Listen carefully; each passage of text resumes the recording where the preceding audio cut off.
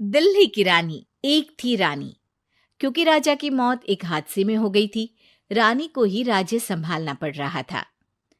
रानी का नाम था रानी रश्मिवती।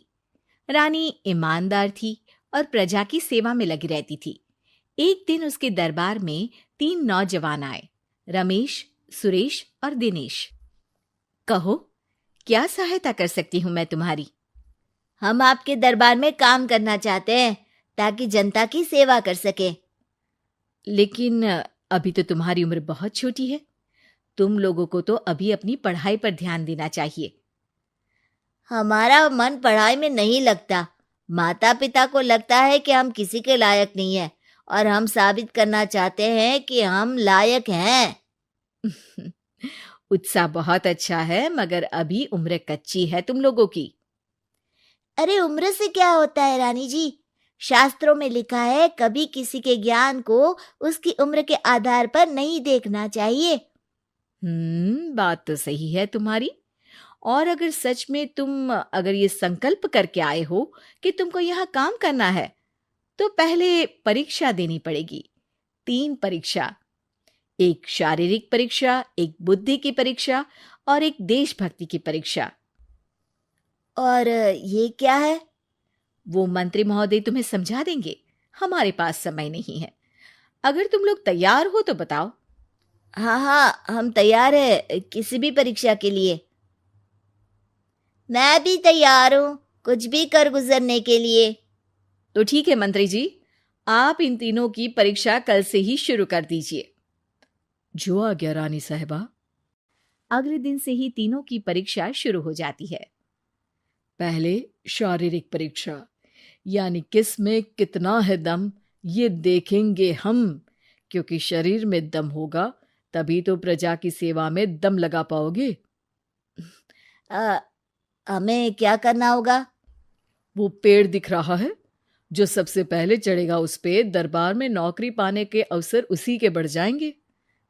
मैं चढ़ता हूँ। अरे रुको रुको, गिनती गिनने दो। 1, 2, 3। 3 की गिनती के बाद रमेश और सुरेश भागकर पेड़ के पास गए, मगर दिनेश आराम से पेड़ के पास गया। जैसे ही रमेश और सुरेश आधे पेड़ तक चढ़ गए, दिनेश ने उन दोनों की टांग पकड़ के उन्हें नीचे गिरा दिया और खुद पेड़ पर चढ़ गया। दिनेश की जीत हुई। अरे लेकिन इसने बेईमानी की। बेईमानी नहीं की, बुद्धि लगाई। शरीर के दम के साथ दिमाग में भी दम होना चाहिए। क्यों मंत्री जी? हाँ हाँ, बात तो तुम्हारी सही है, लेकिन बात अगर बुद्धि की है तो बुद्धि की असली परीक्षा हम कल लेंगे। शाम को जाकर मंत्री रानी को सब बता देते हैं। यानी दिनेश उन सब में ज्यादा होशियार है। जी रानी साहिबा। अगले दिन तीनों की बौद्धिक परीक्षा का समय होता है। आज हमें क्या करना है मंत्री जी? थोड़ा सब्र करो, कल जल्दबाजी में ही हारे थे तुम। सही कह रहे हैं मंत्री जी।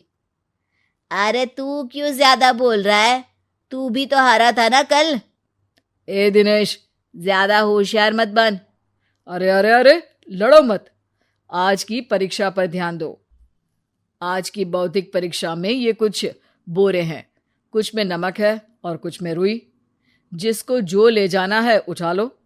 देखते हैं कि कौन जल्दी से कोई भी एक बोरा नदी के उस पार लेकर जाता है। समय शुरू होता है अब। तीनों बोरों की तरफ बढ़ते हैं। सुरेश, नमक की बोरी भारी है, ले जाने में मुश्किल होगी। हाँ हाँ, सही कह रहा है, रुई हल्की है, हम दोनों रुई लेकर चलते हैं। अरे भाई, मैं तो नमक लेकर जाऊंगा। रमेश और सुरेश ये सोचकर हंसते हैं कि आज तो दिनेश हार ही जाएगा। दौड़ शुरू होती है। 1, 2, 3। तीनों नदी की तरफ भागते हैं। रुई में वजन कम होने के कारण रमेश और सुरेश आगे निकल जाते हैं और दिनेश थोड़ा पीछे। पर जैसे ही वो सब नदी में जाते हैं, दिनेश की बोरी का नमक गलने लगता है और वजन कम हो जाता है, जबकि रमेश और सुरेश की रुई में पानी भर जाता है और बोरी का वजन बढ़ जाता है। अरे ये इतनी भारी क्यों हो गई रमेश?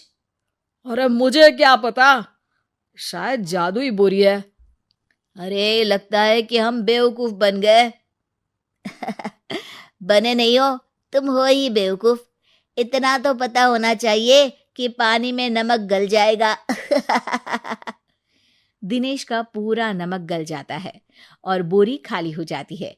वो जल्दी से रेस पूरी कर लेता है। इस परीक्षा के विजेता भी दिनेश ही हैं।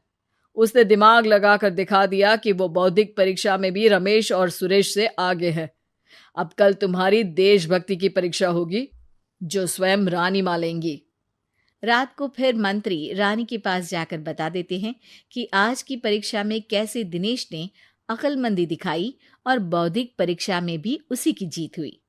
अरे वाह, दिनेश तो हमारे बहुत काम आ सकता है। हम उत्साहित हैं कल की परीक्षा के लिए।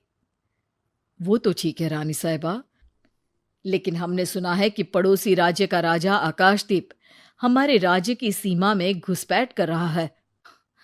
ये तो चिंता की बात है। हमें जल्द ही कुछ करना चाहिए। अगले दिन रमेश, सुरेश और दिनेश अपनी आखिरी देशभक्ति की परीक्षा के लिए दरबार में आते हैं। प्रणाम रानी साहिबा। नमस्कार रानी जी। प्रणाम रानी माँ। हमने तुम्हारी परीक्षा पर गौर किया। दिनेश आगे हैं। हम तुम तीनों में से किसी दो को ही दरबार में काम दे सकते हैं। किसी एक को आज जाना होगा। तो देशभक्ति की परीक्षा के लिए तैयार हो? पूरी तरह से। मैं तीनों से एक ही सवाल करूंगी। जिसका जवाब सबसे सही लगेगा उसे तो नौकरी मिल ही जाएगी। फिर दूसरे सबसे सही जवाब देने वाले को भी काम मिलेगा। आप लोगों का समय शुरू होता है अब। ज्यादा सोचने का समय नहीं होगा। जो मन में पहली बात आए उसका जवाब दे। तो सवाल यह है कि तुम इस मिट्टी के लिए क्या कर सकते हो? मैं इस मिट्टी को साफ रखूंगा। यहाँ के लोगों के भोजन की कमी को मैं पूरी करूंगा। मैं यहाँ के लोगों को गले लगा लगा के उनको खुशी दूंगा रानी माँ, और गरीबों के लिए घर बनवाऊंगा। मैं इस मिट्टी के लिए किसी की जान भी ले सकता हूँ रानी माँ। मंत्री, दिनेश को एक तलवार दो। जी रानी जी। दिनेश, पड़ोसी राज आकाशदीप की जान तुम्हारे हाथ में है। जाओ, अपना काम पूरा करो। आज रात को तुम उस पर हमला करोगे जब वो सो रहा होगा। दिनेश वहां से चला जाता है। रानी माँ, ये आपने क्या किया? अभी किया नहीं है मंत्री जी। आप आकाशदीप को संदेशा भिजवाओ कि पड़ोसी देश का एक कातिल रात को उन पे हमला करेगा और दिनेश को पकड़वा दो। अरे, ये आप क्या कह रही हैं? और क्यों कर रही हैं आप ऐसा? राजा को लगेगा कि हमने उसकी मदद की, उसकी जान बचाकर। वो हमारे राज्य का पीछा छोड़ देगा और हमारा एहसानमंद हो जाएगा। और दिनेश का क्या होगा? इस राज्य को दिनेश जैसे शातिर और लड़ाकू लोगों से ज्यादा जरूरत है ऐसे लोगों की, जो लोगों को खाना खिलाने की और खुश करने की बात करे। और ये गुण सुरेश और रमेश में है। इन्हें नौकरी दे दो। दिनेश बहुत चतुराई से नौकरी हड़पना चाहता था, जिसके लिए उसने रमेश और सुरेश जैसे दोस्तों का भी नुकसान किया। पर रानी ज्यादा चतुर निकली। उसने एक तीर से दो निशाने लगाए। दिनेश जैसे खूंखार युवक को राज्य से बाहर करवा दिया और पड़ोसी राजा आकाशदीप को अपना एहसानमंद कर लिया। पूरा दरबार रानी की जय जयकार कर रहा था।